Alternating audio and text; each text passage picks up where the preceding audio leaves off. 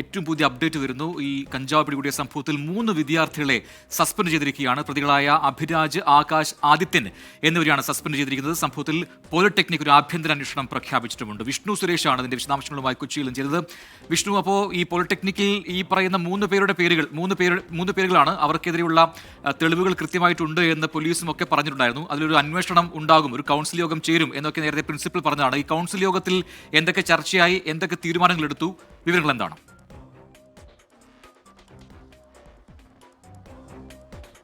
പ്രജിൻ, ഇന്ന് രാവിലെയാണ് ഒരു കൗൺസിൽ യോഗം നടത്താനോട് തീരുമാനിച്ചത്. കൗൺസിൽ യോഗത്തിന്റെ തീരുമാനങ്ങൾ ഇങ്ങനെയാണ്. ഈ കേസിൽ പ്രതികളായ 3 വിദ്യാർത്ഥികളെ സസ്പെൻഡ് ചെയ്തിരിക്കുന്നു. അഭിരാജ്, ആദിത്യൻ, ആകാശ്, ഈ 3 പേരെയാണ് സസ്പെൻഡ് ചെയ്തത്.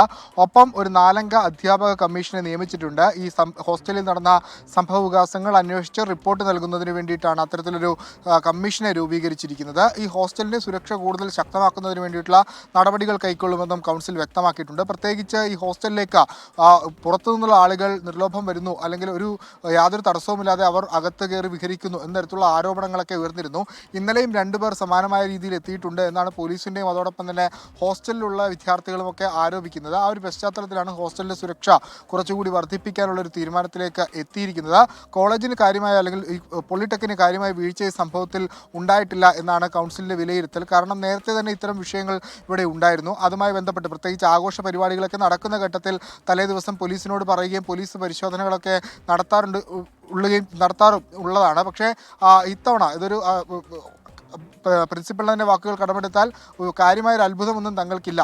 ഇത് കൃത്യമായൊരു പ്രതിരോധത്തിന്റെ ഭാഗമായി നടത്തിയ പരിശോധനയാണ്. അവിടെ നിന്നാണ് ഈ ലഹരി വസ്തുക്കൾ കണ്ടെത്തിയത്. ഒരുപക്ഷെ ഇന്ന് ഹോളി ആഘോഷം നടന്നിരുന്നെങ്കിൽ, ഈ പരിശോധന ഉണ്ടായിരുന്നെങ്കിൽ ഈ ഹോളി ആഘോഷത്തിന് എത്തുന്ന വിദ്യാർത്ഥികളാകെ ഈ ലഹരിയിൽ മുങ്ങിയാനെ എന്നുള്ളതായിരുന്നു ഇന്ന് പ്രിൻസിപ്പലിന്റെ ഭാഗത്തു നിന്ന് വന്ന പ്രതികരണം. KSUയും SFIയും പരസ്പരം ആരോപണങ്ങൾ ഉന്നയിക്കുകയും പരസ്പരം നിഷേധിക്കുകയും ഒക്കെ ചെയ്തിട്ടുണ്ട്. പോലീസ് പക്ഷേ വളരെ ശക്തമായ നിലപാട് സ്വീകരിക്കുന്നു. കൃത്യമായ വിവരത്തിന്റെ അടിസ്ഥാനത്തിൽ നടത്തിയ പരിശോധനയാണ്.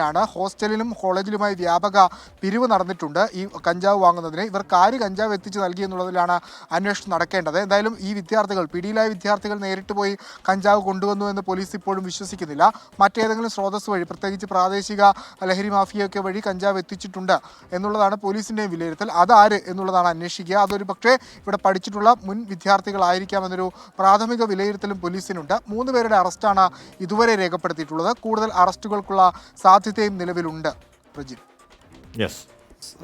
അപ്പോൾ അതാണ്. അപ്പോൾ ഇനി ഇതിൽ കൂടുതൽ പ്രതികളുണ്ടോ, കൂടുതൽ അറസ്റ്റ് രേഖപ്പെടുത്തേണ്ടി വരും? ഇപ്പോൾ സ്റ്റേഷൻ ജാമ്യത്തിൽ വിട്ടവർക്ക് എതിരെ കൂടുതൽ വകുപ്പുകൾ ചുമത്തേണ്ടതുണ്ടോ എന്നതുൾപ്പെടെ പോലീസ് ഇപ്പോൾ വിശദമായി പരിശോധിക്കുന്നു. അപ്പോൾ ഇന്നലെ ഓടിപ്പോയി എന്ന് പറയുന്ന ആ വിദ്യാർത്ഥി കോളേജ് ക്യാമ്പസിലുണ്ട്. ഇന്നിപ്പോൾ മാധ്യമങ്ങളോട് സംസാരിച്ചിട്ടുണ്ട്. അയാൾക്ക് പങ്കുണ്ടെങ്കിൽ എന്തുകൊണ്ടാണ് അയാളെ അറസ്റ്റ് ചെയ്യാത്തത് എന്നൊക്കെയുള്ള ചോദ്യം ഉയരുന്നുണ്ട്. എന്തായാലും അതിൽ പോലീസ് ഒരു വ്യക്തത വരട്ടെ. എന്തായാലും ഏറ്റവും പ്രധാനപ്പെട്ട തെളിവുകൾ വീഡിയോ ചിത്രീകരിക്കുകയും എന്ന് പറഞ്ഞാൽ ഈ ദിവസങ്ങളിൽ നമ്മൾ കാണുന്ന പരിശോധന എത്രയാണ്? നമ്മൾ കാണുന്ന MDMA വേട്ട, MDMA ഹണ്ട്, കഞ്ചാവ് കൊണ്ട് എന്ന് പറഞ്ഞാൽ ഒരു കൃത്യമായി പറഞ്ഞാൽ ഈ അഫാന്റെ കൊലപാതക പരമ്പരയ്ക്ക് ശേഷമാണ് ആ പരിശോധന കൂടുതൽ ശക്തം. അപ്പോൾ വേണമെങ്കിൽ ഈ പരിശോധന നമുക്ക് കുറച്ച് നേരത്തെ നടത്താമായിരുന്നു.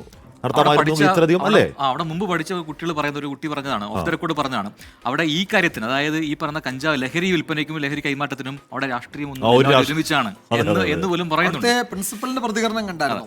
ഇത് ഇത്രയും ക്വാണ്ടിറ്റി ഇല്ലെന്നേ ഉള്ളൂ, സംഗതി ഉണ്ട് എന്നാണ് പറഞ്ഞത്. നമ്മൾ ഒരു പക്ഷേ അത്ഭുതപ്പെട്ടു. ഇങ്ങനെ ഒരു പ്രിൻസിപ്പൽ തന്നെ ഇത് സാധാരണ ക്യാമ്പസുകളിലുള്ള പോലെ ഇവിടെ ഉണ്ട് എന്നാണ് പറഞ്ഞത്. അപ്പൊ ഇതെന്തോ ഒരു കോമൺ ആയി എല്ലാ ക്യാമ്പസുകളിലും തന്നെയാണ് അദ്ദേഹവും അതിനെ സാമാന്യവൽക്കരിച്ച് സംസാരിച്ചത്.